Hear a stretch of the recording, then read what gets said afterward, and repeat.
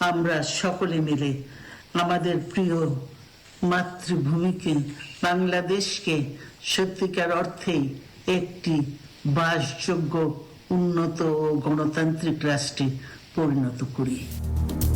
প্রতিহিংসা প্রতিশোধ ভুলে মানবিক দেশ গড়ার আহ্বান খালেদা জিয়ার। দ্রুত রোডম্যাপের দাবি তারেক রহমানের। বিএনপির বর্ধিত সভায় উজ্জীবিত তৃণমূল।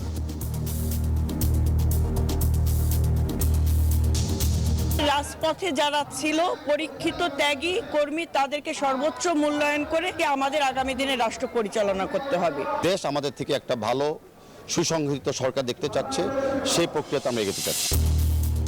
জাতীয় নাগরিক পার্টি নামে কাল আসছে নতুন রাজনৈতিক দল। নেতৃত্বে নাহিদ আখতার পাতওয়ারি, উত্তরে সার্জিস, দক্ষিণের ভার হাসনাতের।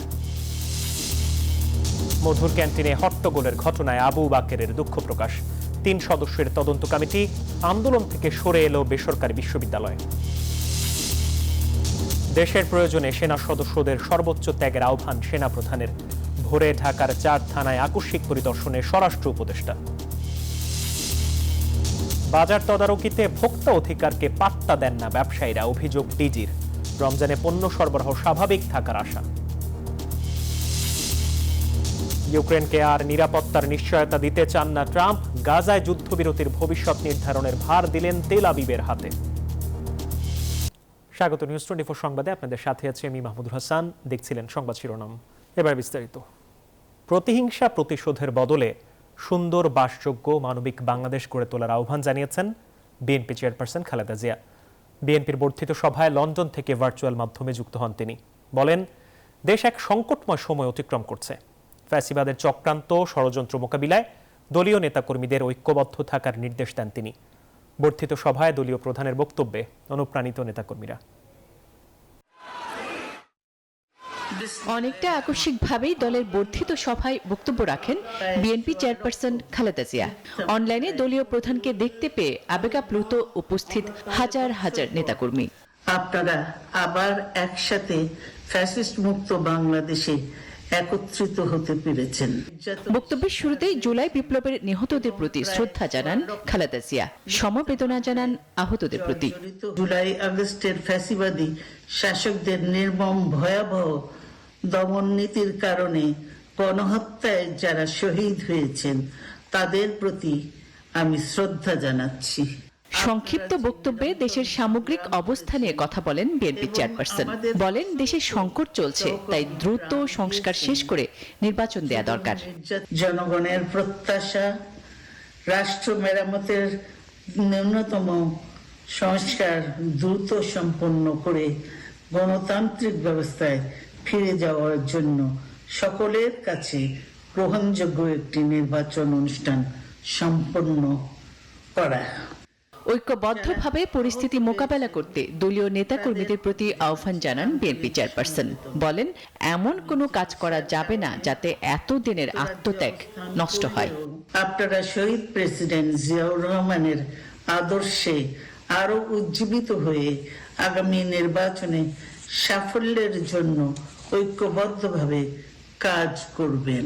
এমন কোনো কাজ করবেন না যাতে আপনাদের এতদিনকার সংগ্রাম, আত্মত্যাগ বিফলে যায়। প্রতিহিংসা আর প্রতিশোধের বদলে মানবিক বাংলাদেশ গঠন করার আহ্বানও জানান তিনি। প্রতিহিংসা প্রতিশোধ নয়, পারস্পরিক ভালোবাসা ও ভ্রাতৃত্বের মাধ্যমে আমরা সকলে মিলে আমাদের প্রিয় মাতৃভূমিকে, বাংলাদেশকে সত্যিকার অর্থেই একটি বাসযোগ্য, উন্নত ও গণতান্ত্রিক রাষ্ট্রে পরিণত করি। সবার আগে দেশের স্বার্থকে গুরুত্ব দিয়ে কাজ করতে দলের সর্বস্তরের নেতাকর্মীদের প্রতি নির্দেশ দেন বিএনপি চেয়ারপারসন খালেদা জিয়া। আমাদের সকলকে একযোগে কাজ করতে হবে। Desk report, news 24। আসুন। অবিলম্বে জাতীয় নির্বাচনের রোডম্যাপ ঘোষণার আহ্বান জানিয়েছেন বিএনপির ভারপ্রাপ্ত চেয়ারম্যান তারেক রহমান। বলেন, জাতীয় নির্বাচনের আগে স্থানীয় ভোট করা হবে ফ্যাসিবাদীদের পুনর্বাসন। বিএনপি সেই ফাঁদে পা রাখবে না। দলের বর্ধিত সভায় দেয়া বক্তব্যে নতুন দল গঠনকে স্বাগত জানান তিনি। বলেন, বিএনপির 31 দফা মানবিক বাংলাদেশ গড়ার সনদ।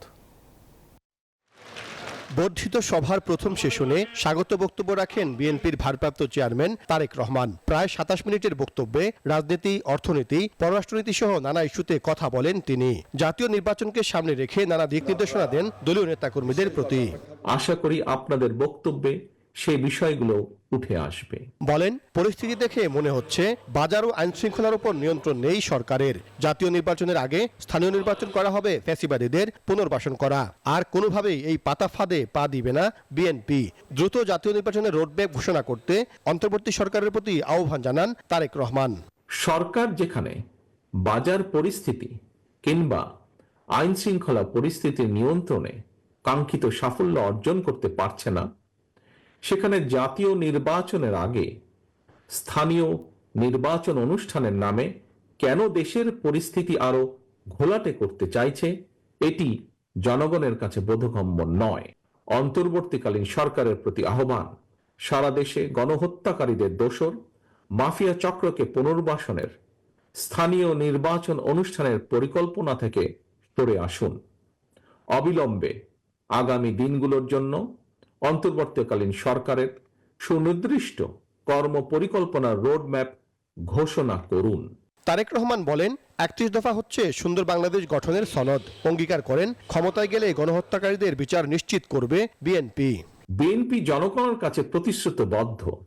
আগামী জাতীয় নির্বাচনে বিএনপি জনরায় রাষ্ট্র পরিচালনার দায়িত্ব পেলে গণহত্যাকারী মানবতা বিরোধী অপরাধীদের বিচারের মুখোমুখি করবে। বিএনপিও গণতন্ত্রকে সমার্থক শব্দ বলে মন্তব্য করেন তারেক রহমান। নির্বাচনকে সামনে রেখে সবাইকে প্রস্তুত থাকার আহ্বান জানিয়ে তিনি বলেন, জনগণকে সঙ্গে রাখুন, জনগণের সঙ্গে থাকুন, এভাবেই নিশ্চিত করুন গণতান্ত্রিক প্রক্রিয়া। দেশে একটি অবাধ এবং সুষ্ঠু নির্বাচন অনুষ্ঠানের জন্য নিরপেক্ষতাই হচ্ছে অন্তর্বর্তীকালীন সরকারের সবচেয়ে বড় পুঁজি। কিন্তু সরকারের নিরপেক্ষতা নিয়ে ইতিমধ্যেই জনমনে সন্দেহ, সংশয় সৃষ্টি হয়েছে। নিজেদের নিরপেক্ষতা বজায় রাখতে আমি বাংলাদেশ জাতীয়তাবাদী দলের পক্ষ থেকে অন্তর্বর্তীকালীন সরকারের প্রতি আরো সতর্কতা অবলম্বনের আহ্বান জানাই। নতুন দল গঠনকে স্বাগত জানান বিএনপির ভারপ্রাপ্ত চেয়ারম্যান। সেই সঙ্গে কঠোর হুঁশিয়ারি উচ্চারণ করেন দলীয় শৃঙ্খলা বিনষ্টকারীদের বিরুদ্ধে।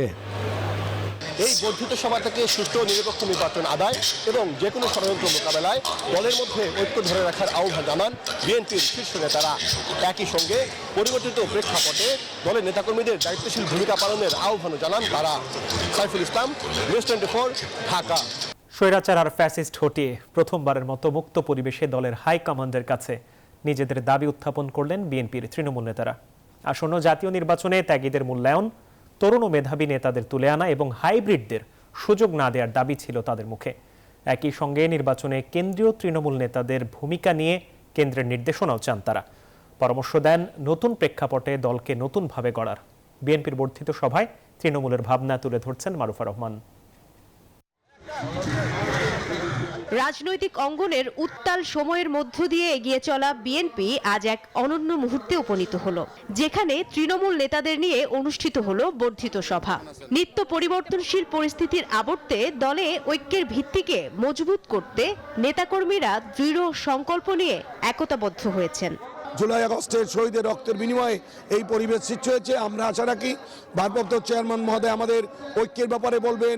আমরা অপেক্ষা করছি এই তত্ত্বাবধায়ক সরকার একটি সুষ্ঠু এবং সুন্দর নির্বাচনের মাধ্যমে এদেশের জনগণের কাছে ক্ষমতা ফিরিয়ে দেব। রাজনৈতিক প্রেক্ষাপটের পরতে পরতে বিএনপি ও তার তৃণমূল নেতাকর্মীদের অভিজ্ঞতা জানাতে গিয়ে বললেন, এ এক অবিরত সংগ্রাম।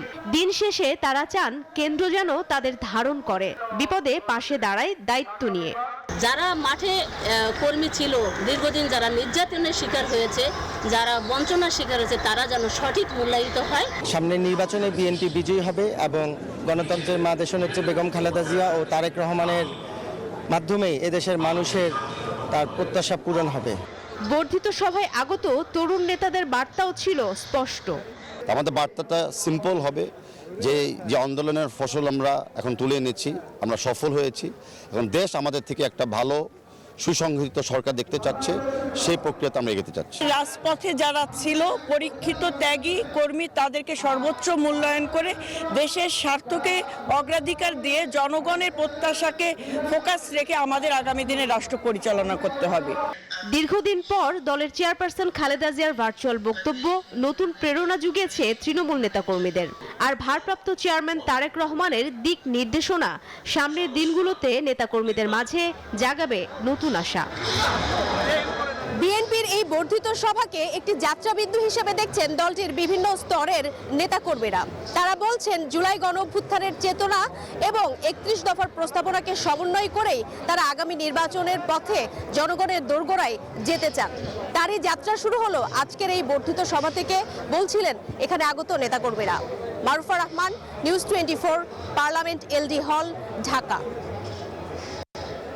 বিজলি কেবলস যে কোনো স্থাপনার বৈদ্যুতিক সংযোগকে রাখে নিরাপদ। এর স্কিন কোটেড ইনসুলেশন সম্পূর্ণ ফায়ার রিটার্ডেন্ট, তাই বিজলি কেবলস নিজেই নিজেকে নেভায়। বিজলি কেবলস, নিরাপদ আজীবন।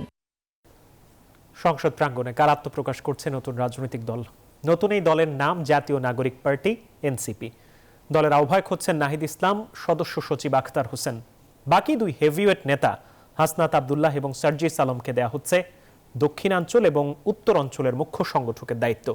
নিউজ 24-কে দেয়া সাক্ষাৎকারে দলের দুই নেতা সার্জিস আলম এবং সামান্তা শারমিন জানান, নতুন এই দলের আদর্শ হবে মধ্যপন্থী। মাজহারুল ইসলামের বিশেষ রিপোর্ট। জুলাই অভ্যুত্থানের চেতনায় শুক্রবার আত্মপ্রকাশ করছে জাতীয় নাগরিক কমিটি নামে নতুন রাজনৈতিক দল। আনুষ্ঠানিক যাত্রা ঘিরে রাজধানীর মানিক মে অ্যাভিনিউতে চলছে শেষ মুহূর্তের প্রস্তুতি, যেখানে অংশ নেবে অভ্যুত্থানের শহীদ পরিবার ও জুলাই যোদ্ধারা, নতুন দলের নেতাকর্মী সহ বিভিন্ন শ্রেণী পেশার মানুষ। নতুন এই দলের আহ্বায়ক হচ্ছেন নাহিদ ইসলাম, সদস্য সচিব আখতার হোসেন। উত্তরাঞ্চল এবং দক্ষিণাঞ্চলের মুখ্য সংগঠকের দায়িত্ব পাচ্ছেন সার্জিস আলম এবং হাসনাত আব্দুল্লাহ। মুখ্য সমন্বয়ক এবং যুগ্ম মুখ্য সমন্বয়কের দায়িত্ব পাচ্ছেন নাসির উদ্দিন পাটোয়ারি ও আব্দুল হান্নান মাসুদ। আর দপ্তর সম্পাদকের দায়িত্ব পাচ্ছেন সালেউদ্দিন সিফাত। দায়িত্ব পাচ্ছেন জাতীয় নাগরিক কমিটির মুখপাত্র সামান্তা শারমিনও। বিভিন্ন মতের ব্যক্তিদের নিয়ে গঠিত নতুন দলের আদর্শ কি হবে এমন প্রশ্নের জবাবে সংগঠনের শীর্ষ দুই নেতা নিউজ 24-কে জানান, সবার মতামতের প্রতি শ্রদ্ধা রেখেই দলের আদর্শ হবে মধ্যপন্থী। দল পরিচালিত হবে গণতান্ত্রিক প্রক্রিয়ায়। আমরা আমাদের জায়গা থেকে যে জিনিসটা মনে করি সেটা হচ্ছে আমাদের দলের অন্যতম একটি পন্থা হচ্ছে মধ্যম পন্থা। আমরা না ডান না বাম, আমরা মনে করি এই মুহূর্তে বিভিন্ন পার্সপেক্টিভ থেকে এই মধ্যম পন্থা বাংলাদেশের জন্য সবচেয়ে বেশি উপযোগী। নতুনত্বের আইডিয়া থাকবে, সেই সাথে যাতে পার্টিটা ওয়ার্কেবল হয়, মানে হচ্ছে একদম উপর থেকে তৃণমূল পর্যন্ত কমান্ডের বিস্তৃতি, সেই সাথে যে কার্যকারিতার বিস্তৃতি, এটা যাতে স্বাভাবিকভাবে হয়। নেতারা জানান, এই বছরের মধ্যে কাউন্সিলের মাধ্যমে গঠিত হবে পূর্ণাঙ্গ কমিটি, যেখানে সারা দেশের বিভিন্ন শ্রেণী পেশার মানুষের অংশগ্রহণ থাকবে। বাংলাদেশের প্রত্যেকটা জেলা, উপজেলা, ইউনিয়ন এবং ওয়ার্ড পর্যায় পর্যন্ত আমাদের একটি স্ট্রাকচার তৈরি করা। তো সেই জায়গা থেকে এই কাউন্সিলটি নির্বাচনের আগে যদি সুবিধাজনক সময় সেভাবে তৈরি করা যায় তখন হতে পারে, আবার নির্বাচনের পরেও হতে পারে। তো আমরা আমাদের জায়গা থেকে মনে করি যে দিন শেষে গ্রেটার স্বার্থে একটা দলের ভালোর জন্য যখন করাটা উচিত হবে আমরা তখন করার দিকেই ফোকাস করব। নতুন লিডারশিপ তৈরির যে প্রক্রিয়া, সেইটা যাতে সবসময় চলমান থাকে একটা পার্টির মধ্যে, এই জায়গাগুলো নিয়ে আমরা বেশি কাজ করছি। এদিকে আলোচিত এই রাজনৈতিক দলে যোগ দিচ্ছেন না ঢাকা বিশ্ববিদ্যালয়ের শিবিরের সাবেক দুই সভাপতি আলী আহসান মোহাম্মদ জোনায়েদ এবং রাফি সালমান রিফাত। সোমবার নিজেদের ফেসবুক পেজে স্ট্যাটাস দিয়ে এই তথ্য জানান তারা। মাজহারুল ইসলাম, নিউজ 24, ঢাকা। নতুন দলের আত্মপ্রকাশ অনুষ্ঠানে বিএনপিকে দাওয়াত দিতে সংসদ ভবনের এলডি হলে দলটির বর্ধিত সভাস্থলে যান জাতীয় নাগরিক পার্টির প্রতিনিধিরা। এই সময় দেশনেত্রী বেগম খালেদা জিয়াকে আমন্ত্রণ জানিয়েছে প্রতিনিধি দলটি। বিএনপির ভারপ্রাপ্ত চেয়ারম্যান, মহাসচিব সহ বিএনপির সকল কর্মীদের শুক্রবারের আয়োজনে দাওয়াত দেওয়া হয়েছে। এর পাশাপাশি জুলাই আন্দোলনের শহীদ ও আহত পরিবারের সকলকেই আমন্ত্রণ জানানো হয়েছে বলে জানান হান্নান মাসুদ। বলেন, প্রধান উপদেষ্টা সহ সকল উপদেষ্টাদেরও আমন্ত্রণ জানানো হয়েছে। জনগণের স্বতঃস্ফূর্ত সাড়া পাবেন বলেও আশা ব্যক্ত করেন তিনি। আমাদের দেশনেত্রী বেগম খালেদা জিয়া আপুসের নেত্রী, ওনাকে ইনভাইট করছি। তারেক রহমান সাহেব আমাদেরকে শুভেচ্ছা জানিয়েছেন নতুন দলের জন্য, এবং হচ্ছে কালকে বিএনপির পক্ষ থেকে প্রতিনিধি দল আমাদের এখানে আমাদেরকে শুভেচ্ছা জানাতে আসবে। আমরা সকলকে দাওয়াত করছি, সিভিল সোসাইটিকে দাওয়াত করছি, শহীদ পরিবারকে দাওয়াত করছি, আমরা আহতদেরকে দাওয়াত করছি। আমরা আসলে হচ্ছে বাংলাদেশের একটা সকল শ্রেণী পেশার মানুষকে আগামীকালকে এখানে মানিক মিয়া বলিতে একত্রিত করতে চাচ্ছি। নতুন দলের ঘোষণা ঘিরে বুধবার মধুর ক্যান্টিনের অনাকাঙ্ক্ষিত ঘটনার জন্য দুঃখ প্রকাশ করেছে গণতান্ত্রিক ছাত্র সংসদ। বৃহস্পতিবার বিকেলে সংবাদ সম্মেলন করে একথা জানিয়েছেন গণতান্ত্রিক ছাত্র সংসদের আহ্বায়ক আবু বাকের মজুমদার। ঘটনা তদন্তে 3 সদস্যের কমিটি গঠনের কথাও জানিয়েছেন তিনি। বিশৃঙ্খলার কারণে পূর্ণাঙ্গ আহ্বায়ক কমিটি প্রকাশ করা হয়নি বলেও দাবি তার। এতে উপেক্ষিত থাকার অভিযোগ জানান বেসরকারি বিশ্ববিদ্যালয়গুলোর শিক্ষার্থীরা।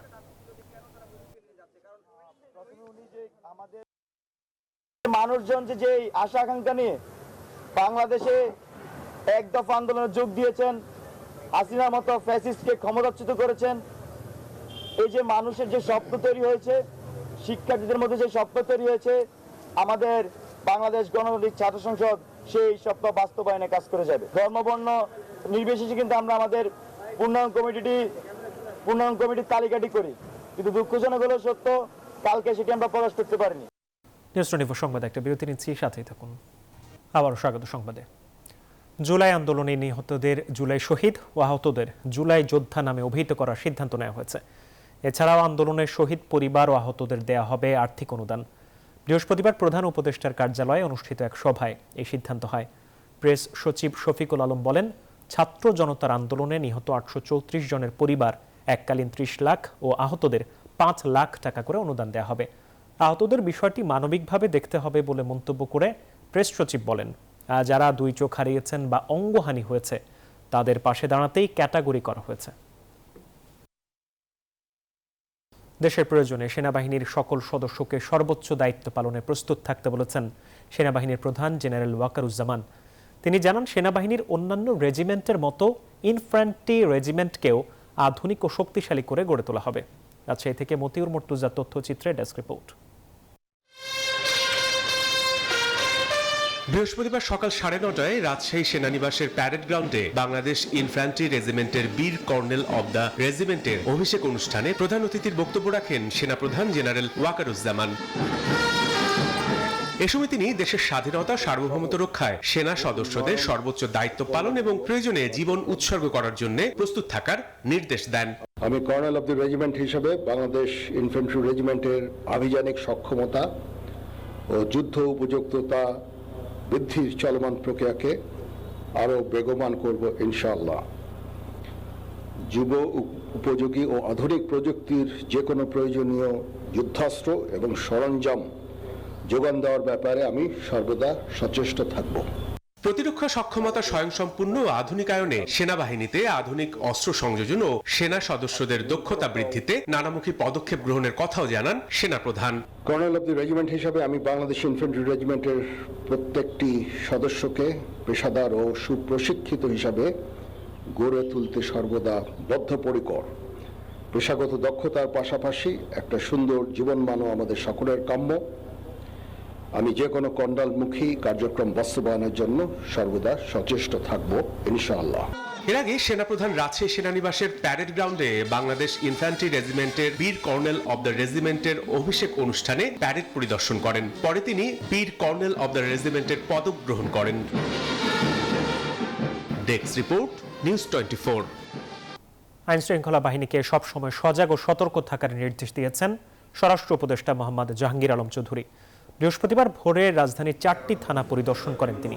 এসব থানা হলো মিরপুর, দারুসালাম, আদাবর ও মোহাম্মদপুর। উপদেষ্টা বলেন, মানুষ নির্ভয়ে চলাফেরা যাতে করতে পারে তা নিশ্চিত করতে হবে। এদিকে ঢাকা থেকে অভিযান চালিয়ে 15 ছিনতাইকারীকে গ্রেপ্তার করেছে র্যাব। আর সারা দেশে অপারেশন ডেভিল হান্টে 24 ঘন্টায় গ্রেপ্তার হয়েছে 743 জন। নিউজ 24 সংবাদে আবার বিরতি নিচ্ছি, সাথেই থাকুন। আবার স্বাগত সংবাদে। সাবেক মৎস্য প্রাণী সম্পদ মন্ত্রী আব্দুর রহমান ও তার স্ত্রীর প্রায় 8 কোটি টাকার অবৈধ সম্পদ ও ব্যাংক অ্যাকাউন্টে 3800 কোটি টাকার বেশি সন্দেহজনক লেনদেনের প্রমাণ পেয়েছে দুদক। প্রাথমিক অনুসন্ধানে অভিযোগ প্রমাণিত হওয়ায় 2টি মামলা করেছে দুদক। এছাড়াও সাবেক সচিব ধনঞ্জয় কুমার দাস, সাবেক ডিআইজি মোল্লা নজরুল ইসলাম এবং স্বরাষ্ট্র মন্ত্রণালয়ের সাবেক জনসংযোগ কর্মকর্তা শরীফ মাহমুদ অপুর বিরুদ্ধে একাধিক মামলা করেছে দুদক। মহাপরিচালক আক্তার হোসেন বলেন, দুদক কাউকেই ছেড়ে দিচ্ছে না।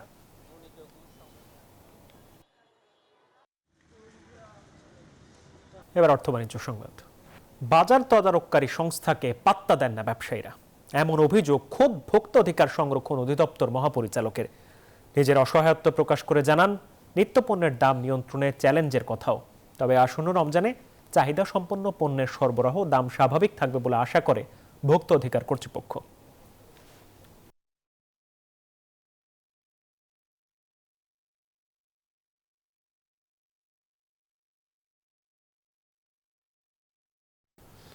আন্তর্জাতিক প্রসঙ্গ, ইউক্রেনকে আর নিরাপত্তার নিশ্চয়তা দেবে না যুক্তরাষ্ট্র। দেশটিকে ন্যাটো নিয়ে ভাবাও বন্ধ করতে হবে। বুধবার মন্ত্রিসভার বৈঠকে এমনটাই জানিয়ে দিয়েছেন মার্কিন প্রেসিডেন্ট ডোনাল্ড ট্রাম্প। এরই মধ্যে ইউক্রেনের প্রেসিডেন্ট জেলেনস্কি বলেছেন, খনিজ সম্পদ চুক্তির সাফল্য নির্ভর করছে ট্রাম্পের সঙ্গে আলোচনার উপর। ইউক্রেন ইস্যুতে আজ তুরস্কে ফের আলোচনায় বসছে রাশিয়া ও যুক্তরাষ্ট্র। এদিকে গাজায় যুদ্ধবিরতি চুক্তি নিয়ে অচল অবস্থা কাটার পর অবশেষে আবারও ফিলিস্তিনি কারাবন্দীদের মুক্তি দিল ইসরায়েল। 4 জিম্মির মরদেহ ফেরত নেয়ার বিনিময়ে বন্দীদের মুক্তি দেয়া শুরু করে দখলদাররা। যুদ্ধবিরতি কিভাবে এগিয়ে নেওয়া হবে তার সিদ্ধান্ত তেল আবিব নিবে বলে মন্তব্য করেছেন মার্কিন প্রেসিডেন্ট ডোনাল্ড ট্রাম্প। এদিকে গাজার প্রশাসন দখল করে নিতে ইসরায়েলি প্রস্তাবকে আবারও প্রত্যাখ্যান করেছে মিশর।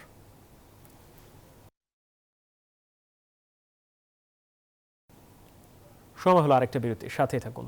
আবার স্বাগত সংবাদে, জানাবো খেলার খবর। সময় না থাকায় ভারত ও পাকিস্তানকে নিয়ে বাংলাদেশে ত্রিদেশীয় সিরিজের প্রস্তাব নাকচ করে দিয়েছে পিসিবি। তবে চ্যাম্পিয়ন্স ট্রফিতে সফল আয়োজক হতে চেষ্টার কমতি রাখছে না তারা। ভবিষ্যতে আইসিসি আসরের আয়োজক হতে চায় ইসলামাবাদ, জানালেন পিসিবির মিডিয়া ও কমিউনিকেশন ডিরেক্টর সামিউল হাসান। পাকিস্তানের রাওয়ালপিন্ডি থেকে শুভ দেবনাথের রিপোর্ট। ক্রিকেটের পাওয়ার হাউস ভারত, আইসিসিতে কল কাঠিয়ে নাড়ে তারা। অন্য দলগুলো থেকে বাড়তি সুবিধা নেয় তারা, যেমন চ্যাম্পিয়ন্স ট্রফি খেলতে পাকিস্তান যায়নি টিম ইন্ডিয়া। তবে আগামী বছর ভারত আর শ্রীলঙ্কায় অনুষ্ঠেয় টি-20 বিশ্বকাপ, আর সে আসরে ভারতে খেলতে যাবে পাকিস্তান। 2027 সাল পর্যন্ত হাইব্রিড মডেলে মাঠে গড়াবে আইসিসি চ্যাম্পিয়ন্স ট্রফি। এরপর সিদ্ধান্ত আসবে সবাই। ভারত এবার পাকিস্তানে আসলে আমরা সর্বোচ্চ নিরাপত্তা দিতাম। আমাদের এখানে ভারতের ফ্যান আছে, কিন্তু কি বা করার আছে, তাদের সরকার অনুমতি দেয়নি। ভারত পাকিস্তানকে নিয়ে বাংলাদেশের মাটিতে ট্রাই নেশন সিরিজ আয়োজন করতে চেয়েছিল বিসিবি, কিন্তু ব্যস্ত শিডিউল থাকায় সেটি আর সম্ভব হচ্ছে না। বাংলাদেশের সাথে আমাদের দারুণ সম্পর্ক। দুই দেশের ক্রিকেট উন্নতিতে আমরা সব সময় এক। 3 দল নিয়ে একটি ট্রাই নেশন আয়োজনের প্রস্তাব এসেছিল। আমাদের ব্যস্ত সূচি সেজন্য আপাতত কঠিন সময়ে বের করা। চ্যাম্পিয়ন্স ট্রফির এবারের আসর আয়োজনে 3 ভেন্যু সংস্কারের জন্য পাকিস্তান খরচ করেছে 1200 কোটির বেশি পাকিস্তানি রুপি। এত অর্থ খরচকে আপনি ইনভেস্ট বলতে পারেন। সামনে যেন আরো আইসিসি ইভেন্ট আয়োজন করতে পারি। আসলে পাকিস্তান ক্রিকেট ভালো করেননি, এটা ঠিক। আমরা সফল আয়োজক হতে চাই। আগামী মে মাসে 3টি টি-20 ও সমান ওয়ানডে খেলতে পাকিস্তান যাবে বাংলাদেশ। শুভদেবনাথ, নিউজ 24, রাওয়ালপিন্ডি, পাকিস্তান। এই ছিল নিউজ 24 সংবাদে সাথে থাকায় ধন্যবাদ সবাইকে।